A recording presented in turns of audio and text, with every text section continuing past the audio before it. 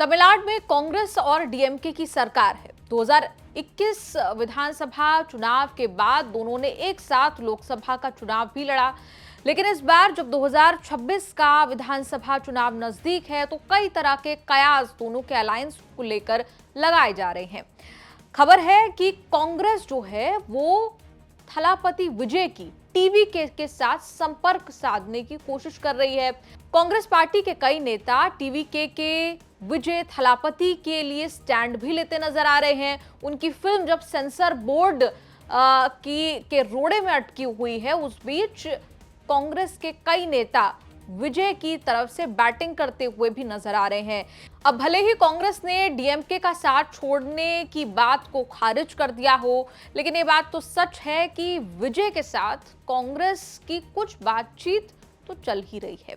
इस कहानी को समझने की कोशिश करेंगे। इस कहानी का सबसे पहला जो पहलू है उसकी बात कर लेते हैं। सबसे पहले आपको बता दें, राहुल गांधी के करीबी माने जाने वाले प्रवीण चक्रवर्ती का एक बयान सामने आता है। दरअसल आपको बता दें, प्रवीण चक्रवर्ती ऑल इंडिया प्रोफेशनल्स कांग्रेस के चेयरमैन हैं। वो हाल में विजय थलापति से मिले थे और विजय थलापति से मिलने के बाद जो बयान प्रवीण चक्रवर्ती की तरफ से आया उसे एक हिंट के तौर पर लिया गया। प्रवीण चक्रवर्ती ने बयान में कहा था कि विजय एक बड़ी ताकत है, कहा था कि इससे कोई इनकार नहीं कर सकता। उनके इस बयान ने गठबंधन की संभावनाओं को और हवा दे दी। फिर दिसंबर में प्रवीण चक्रवर्ती ने तमिलनाडु में कर्ज की स्थिति पर सवाल उठाए थे, जिसने डीएमके कांग्रेस के संबंधों को कहीं ना कहीं हिलाकर रख दिया था। ये कहा जाता है कि एमके स्टालिन इस बात से नाराज थे, लेकिन उन्होंने अपनी पार्टी के नेताओं को कहा कि आप इस पर बयानबाजी ना करिए। और दूसरी तरफ खबर यह भी कि कांग्रेस और डीएमके के बीच सीट शेयरिंग को लेकर बहुत ज्यादा सहमति जो है वो बनती नजर नहीं आ रही है फिलहाल तमिलनाडु को लेकर। खैर, प्रवीण चक्रवर्ती का बयान मात्र इस कहानी का एक पहलू है।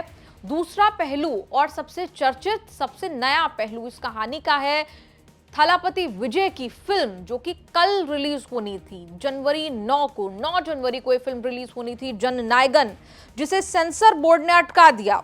सेंसर बोर्ड ने फिल्म अटकाई तो अटकाई, लेकिन कांग्रेस के तमाम नेता जो हैं वो सोशल मीडिया पर आक्रामक नजर आए, सेंसर बोर्ड पर, सरकार पर आक्रामक नजर आए और लगातार ये सवाल पूछ रहे हैं कि आखिर क्रिएटिविटी और फ्रीडम ऑफ स्पीच, एक्सप्रेशन की आजादी पर रोक कब से लगने लगी। आपको बता दें, जननायगन फिल्म में विजय खुद जनता के नायक बनकर पर्दे पर दिखेंगे। पॉलिटिकली चार्ज्ड एक्शन मूवी जननायगन में विजय दमदार पुलिस अफसर के रोल में है। एक डायलॉग अभी से चर्चा में है कि एक सच्चा नेता सत्ता के लिए नहीं बल्कि जनता के लिए खड़ा होता है। इसे विजय की राजनीति से जोड़कर देखा जा रहा है।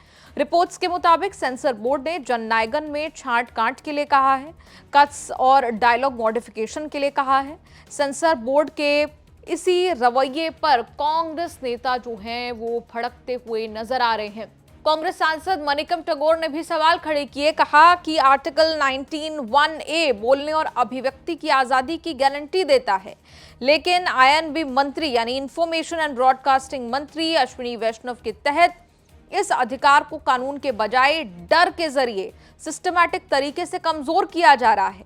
यहाँ पर मनिकम टैगोर जो है वो ईडी सीबीआई का जिक्र करते हैं, कहते हैं कि ईडी सीबीआई आईटी असहमति की आवाज को दबाने के लिए फ्रंटल ऑर्गन्स बन गए हैं।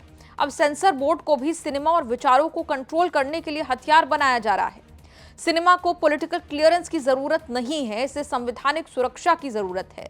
जब कला को सत्ता के सामने झुकने के लिए मजबूर किया जाता है तो लोकतंत्र जिंदा नहीं रह सकता। वहीं कांग्रेस की सांसद ज्योति मनी भी आक्रामक जो है वो नजर आए।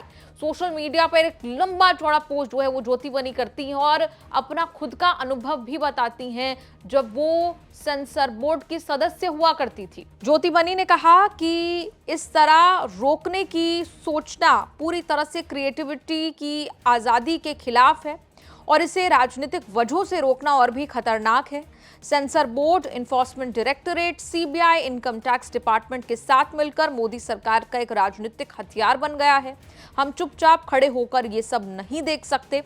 अपना अनुभव बताते हुए ज्योतिमणि कहती हैं कि मैंने खुद जो है वो कुछ सालों तक सेंसर बोर्ड के मेंबर के तौर पर काम किया है। मैं इसके काम करने का तरीका बहुत अच्छे से जानती हूँ। इस टेक्नोलॉजी के जमाने में सेंसर बोर्ड एक पुरानी संस्था है। किसी फिल्म को मंजूरी देने या ना देने का फैसला लोगों के हाथ में है। जिस समय हम किसी फिल्म को सेंसर कर रहे होते हैं, उसी समय टेलीविजन, यूट्यूब और सोशल मीडिया पर हजारों बिना सेंसर वाले वीडियो और सीन सर्कुलेट हो रहे होते हैं। इसे लाखों लोग देख रहे होते हैं। इस मामले में असलियत यह है कि सिर्फ फिल्म को सेंसर करने से कोई बदलाव नहीं आएगा। ज्योतिमणि आगे कहती हैं कि सेंसरशिप के नियमों के मुताबिक महिलाओं के बारे में गंदी बातें करना, उन्हें दिखाना और डबल मीनिंग वाली बातें कहना गलत है, लेकिन इनके बिना बहुत कम फिल्में रिलीज होती हैं। सेंसर बोर्ड अक्सर ऐसे मामलों पर ध्यान नहीं देता। ये भी ध्यान देना चाहिए कि वो सर्टिफिकेशन देने से मना नहीं करता।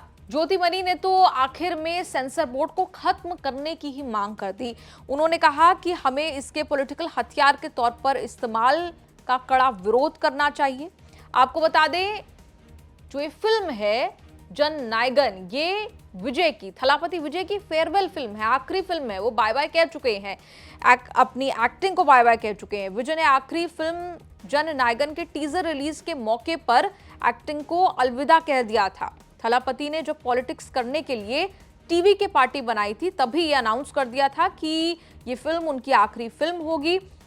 इससे पहले थलापति 69 नाम दिया गया था। बाद में थलापति 69 का टाइटल जननायगन किया गया। विजय की पॉलिटिकल इमेज चमकाने के लिए जननायक की ब्रांडिंग की गई। तो अब सवाल ये कि क्या विजय के जरिए कांग्रेस तमिलनाडु में अपना रिवाइवल प्लान ढूंढ रही है? आपको बता दें, कांग्रेस जो है वो लंबे समय से तमिलनाडु में छोटा भाई बनकर चल रही थी, लेकिन अपना रोल कहीं ना कहीं कांग्रेस पार्टी अब बड़ा करना चाहती है।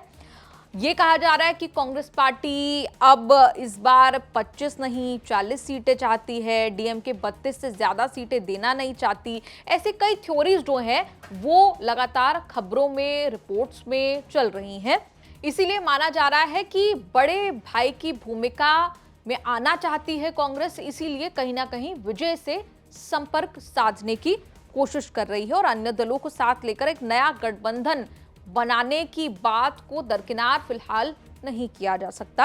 आपका इस रिपोर्ट पर क्या कुछ कहना है? क्या आपको लगता है तमिलनाडु में कांग्रेस और टीवीके का गठबंधन होना चाहिए, या फिर कांग्रेस और डीएमके का साथ ही उन्हें जीत दिलाएगा? आपका इस रिपोर्ट पर क्या कुछ कहना है? कमेंट्स में लिखकर अपनी राय जरूर दें।